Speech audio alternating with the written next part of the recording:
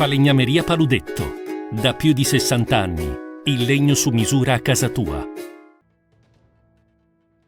TG Plus News edizione di Venezia, buon pomeriggio. In apertura del nostro notiziario la cronaca.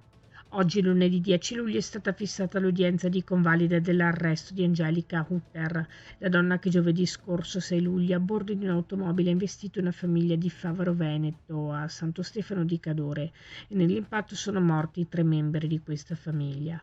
Il bambino di 2 anni Mattia Antoniello, il padre Marco e la nonna Maria Grazia Zuin. L'udienza di fronte al giudice per le indagini preliminari è cominciata alle 10 nel carcere di Belluno dove la donna è stata portata. La donna è stata accusata di omicidio stradale plurimo. Cambiamo decisamente argomento. È stata resa nota l'edizione 2023 del Governance Poll, la tradizionale rilevazione del consenso degli amministratori locali svolta per il Sole 24 Ore da Noto Sondaggi.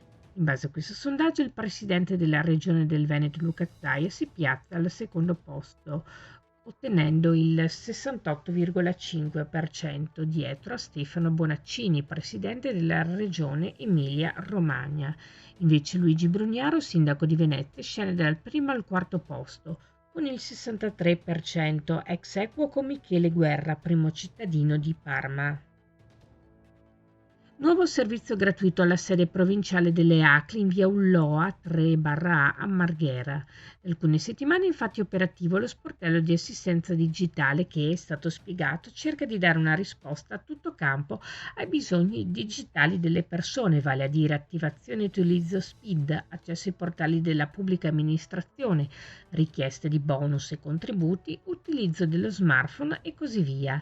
Il servizio, come detto, è ad accesso gratuito e in una prima fase pilota sarà attivo il lunedì mattina e il mercoledì pomeriggio. Per accedere è obbligatorio prenotare il proprio appuntamento attraverso la segreteria provinciale delle ACLI, con i recapiti che vedete in sovraimpressione, ovvero telefonando allo 041 5314 696 interno 8 oppure inviando un'email a segreteria.venezia@acli.it.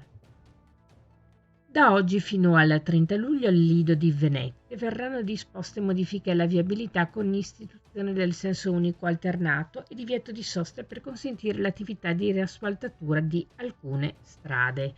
Le vie interessate dai lavori saranno Gran Viale Santa Maria Elisabetta, via Sandro Gallo, Riviera Santa Maria Elisabetta, Rotonda via Colombo, via Alberoni. La ditta incaricata degli interventi provvederà a installare la segnaletica direzionale di cantiere, visibile da entrambi i sensi di marcia, in accordo con la polizia locale.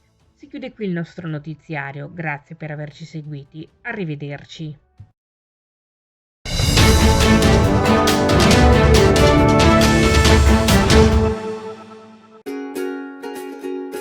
Falegnameria Paludetto. Da più di 60 anni. Il legno su misura a casa tua.